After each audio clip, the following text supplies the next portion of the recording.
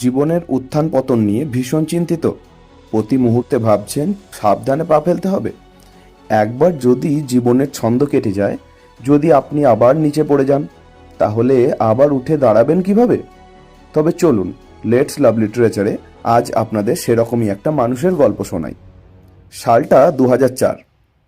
দীনেশ কার্তিক নামে একজন তরুণ wicket keeper ভারতীয় ক্রিকেট দলের হয়ে তার ক্রিকেট জার্নি শুরু করেছিলেন। ভালোই চলছিল তার ক্রিকেট ক্যারিয়ার। 2007 সালে তিনি তার বাল্য বন্ধু নিকিতা ভাঞ্জারাকে বিয়ে করেন। ভীষণ সুখী ছিলেন তারা নিজেদের বিবাহিত জীবনে। সুখের অভাব ছিল না। নিজের জীবনে সবথেকে কাঙ্ক্ষিত মানুষকে পেলে যা হয় আর কি। রঞ্জি ট্রফিতে তখন তামিলনাড়ু দলের হয়ে ক্যাপ্টেন ছিলেন দীনেশ। তার সবথেকে কাছের বন্ধু ছিলেন তামিলনাড়ু দলের ওপেনার মুরালি বিজয়, যিনি পরে ভারতীয় দলের হয়েও মাঠে নেমেছিলেন।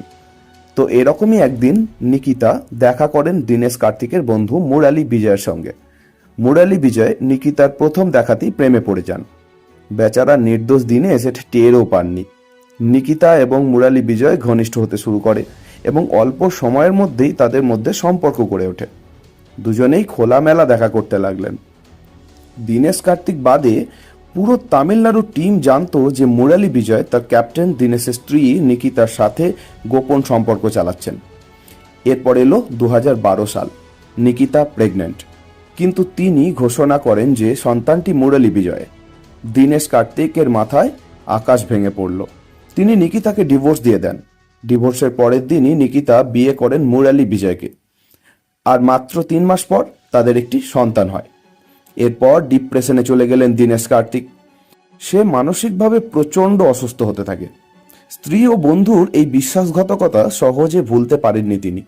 সকাল থেকে সন্ধে পর্যন্ত নেশায় ডুবে থাকতেন তিনি দলের কাছে হয়ে গেলেন বাস্তবের দেবদাস। ভারতীয় দল থেকে বাদ পড়লেন। রঞ্জি ট্রফিতেও তিনি ব্যর্থ। তার থেকে তামিলনাড়ু দলের যে অধিনায়কত্ব, সেটাও কেড়ে নেওয়া হলো। মুরালি বিজয়কে নতুন অধিনায়ক করা হয়। ব্যর্থতার পর্ব এখানেই থেমে থাকেনি। আইপিএলেও তাকে দলে নেওয়া হয়নি। তিনি জিমে যাওয়া বন্ধ করে দেন। শেষ পর্যন্ত দীনেশ কার্তিক এতটাই হতাশ হয়ে পড়েন যে তিনি আত্মহত্যা করার কথাও ভেবেছিলেন। কথায় বলে না, শান্ত সমুদ্র কখনো তোমায় দক্ষ নাবিক বানাতে পারবে না। জীবন তোমাকে কঠিন চ্যালেঞ্জ দেবেই, কিন্তু সেই চ্যালেঞ্জকে সহজভাবে হাসি মুখে জিতে নিতে পারলে তবেই তো হবে তুমি জীবনের সিকান্দার। তারপর একদিন যখন জিম প্রশিক্ষক তার বাড়িতে পৌঁছান, তিনি দেখেন দীনেশ কার্তিকের অবস্থা খুবই খারাপ। তিনি কার্তিককে ধরে সোজা জিমে নিয়ে আসেন। কার্তিক রাজি না হলেও তার প্রশিক্ষক তার কথা শোনেননি।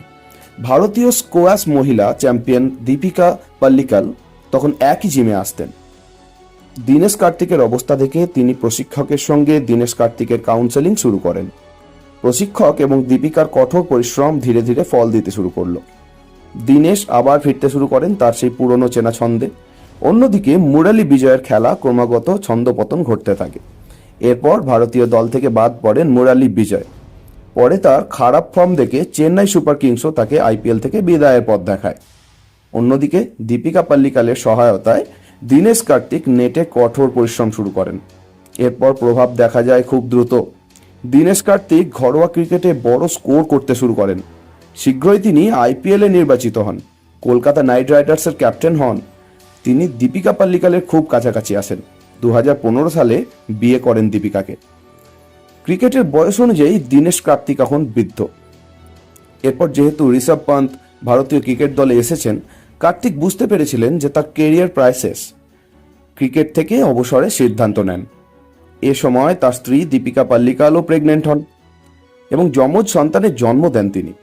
দীপিকাও স্কোয়াশ খেলা বন্ধ করে দেন। দীপিকা এবং দীনেশ কার্তিক চেন্নাইয়ের একটি পোয়েস গার্ডেনে বাংলো তৈরি করতে চেয়েছিলেন। 2021 সালে তিনি চেন্নাইয়ের ওই এলাকায় একটা বিশাল প্রাসাদ সমান বাড়ি কেনার প্রস্তাব পান।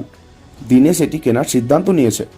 সবাই ভাবছিল যে দীপিকা ও দীনেশ দুজনেই যখন ক্রীড়া জগতের বাইরে, তখন এত দামি চুক্তি কিভাবে করবেন তারা।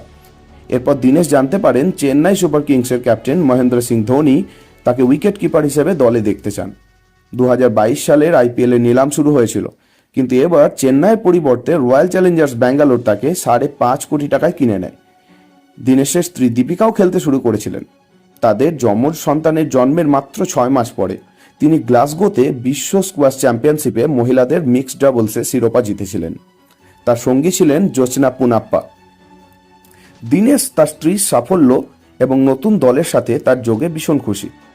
তিনি 2022 সালের বিস্ময় দেখাতে শুরু করেন। ম্যাচ জেতানো ইনিংস খেলে এই আইপিএলে হারানো সেই সম্মান ফিরে পেয়েছেন। সেখান থেকে তিনি সেরা ফিনিশার হিসেবে বিবেচিত হওয়া শুরু করেন। মাত্র কয়েকদিন আগে মুম্বাইয়ের বিরুদ্ধে ম্যাচে রয়্যাল চ্যালেঞ্জার্স ব্যাঙ্গালোরের হয়ে 23 বলে 53 রানের একটি বিধ্বংসী ইনিংস খেলেন তিনি। ম্যাচ শেষে বিরাট কোহলি মাথা নত করে তাকে শ্রদ্ধা জানিয়েছেন। আজ দীনেশের ভারতীয় টি-20 দলে অন্তর্ভুক্ত হওয়া শুধু সময়ের অপেক্ষা। আজ আইপিএলের অন্যতম বড় হার্ড হিটার তিনি। কার্তিকের জীবন বলে দেয় জীবনের উত্থান পতন কাকে বলে। সর্বদা ধৈর্য বজায় রাখুন, পরিস্থিতির সাথে লড়াই চালিয়ে যান। ইংরেজিতে একটা কথা আছে না, believe in yourself and achieve everything you deserve. নিজের ওপর বিশ্বাস রাখলে বিশ্ব জয় করাও সম্ভব। শাহরুখ খান বলেছিল না, হারকে জিতনে ওয়ালো কো বাজিগর कहते हैं। জীবনের এই বাজিগরকে লেটস লাভ লিটারেচারের পক্ষ থেকে অন্তরের শ্রদ্ধা জানাই। আপনার ক্রিকেট জীবন চরম সাফল্য কামনা করি। আপনার ব্যক্তিগত সাংসারিক জীবন এবার আপনি ভীষণ ভীষণ সুখী হন। কেমন লাগলো এই ছোট্ট প্রচেষ্টা কমেন্ট করে জানাতে ভুলবেন না কিন্তু। যদি ভালো লেগে থাকে চ্যানেলটি সাবস্ক্রাইব করবেন, পাশে থাকবেন। লেটস লাভ লিটারেচার সাহিত্যের পাশাপাশি জীবনেরও কথা বলে। ধন্যবাদ।